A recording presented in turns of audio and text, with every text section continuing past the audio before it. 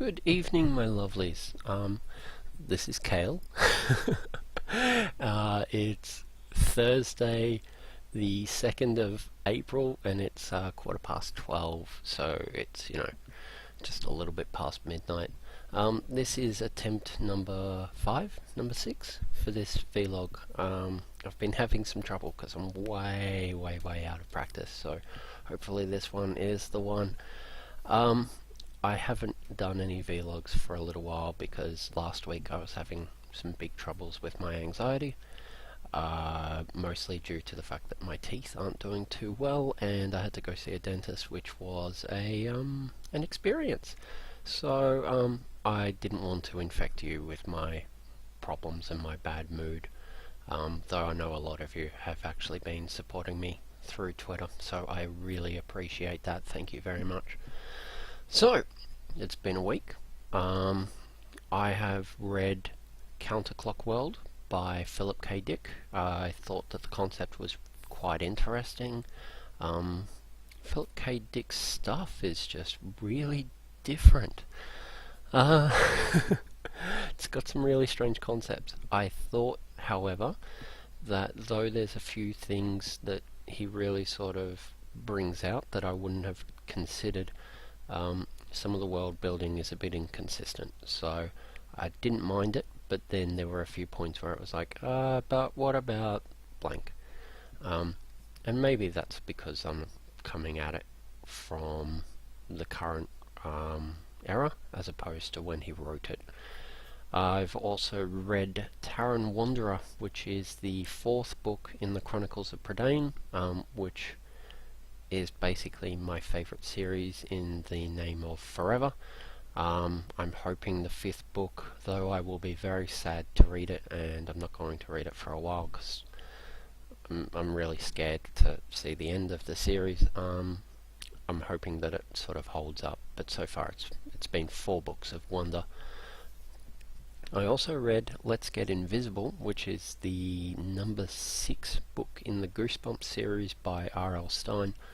I found that one interesting, and some spoilers here. I found it interesting because previously there have been fatalities in the book. In fact, in the first one, an entire town gets killed. But previously, all of the fatalities were the villains. And in this one, the narrator's brother, who's relatively innocent, gets trapped inside a mirror forever. So there you go. Like, I don't think the kids would consider it necessarily dark, but for an adult to read that, that's kind of like, whoa, okay, okay then. So on the randomness front, I read an article on Huffington Post, and there will be a link, about a tortoise, and apparently when you keep tortoises in captivity, they get this thing called pyramiding, which is where their shells have these little peaks where they should be smooth, and these peaks can be problems. They can wear thin and all sorts of stuff can happen. And this particular tortoise, its owner 3D printed a shell, like an auxiliary shell I guess, and glued it on top so that the turtle's natural shell could repair. And apparently it'll take a couple of years, but it's really good concept, and I love the idea that 3D printing is sort of filling in all of these really niche things, and I'm hoping to see that in the future. I'm big enthusiast for 3D printing, even though I don't have one myself. I can imagine various things where the technology will sort of really come out of its shell. And I think that the impact of 3D printing is going to be really big, especially considering what I saw in Japan when I was over there last year. On another front, I saw a video by my friend Fedora G4mer playing a game called Hellion. Now, this one was a turn-based version of Star Fox made for 7-day roguelike. I'm a big fan, not of Star Fox, because I didn't own any Nintendo console growing up, but I'm a big fan of taking an existing game and then modifying it, so this is really cool to me. Even if it's just a game. Haha, my cat just fell over. That was marbles. Anyway, so even if it's just a roguelike for a game jam, I think that that's really impressive and cool. I'd also like to give a shout out to my friend Tinchy, who is HJTenchi on Twitter. He's apparently hit 1 year of being partnered on Twitch, which is so cool.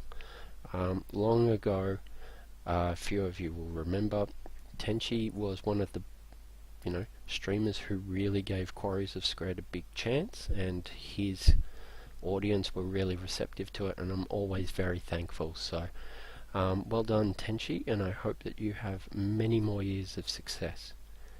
Now, recently I've been trying to keep a data pool on my mental health, so I'm trying to quantify things like my anxiety, my depression, which I term mood sliding, and also the positive things like creative urges and whether I feel good, whether I'm focused in on a task, and correlating that with how much I'm eating and caffeine and sleep.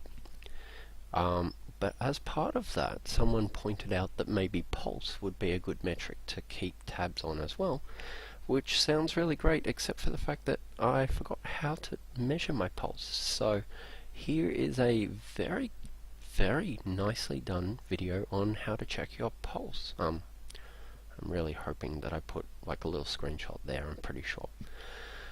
Anyway, that's it for me. I hope that you guys have been doing well. I know that it's been a while.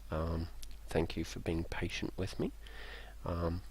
But I hope that you're doing well. I hope that you are being excellent to each other. I know that you are. Please don't forget to take your meds, and don't forget to hydrate and get some sleep. And I will hopefully see you very shortly. Bye bye.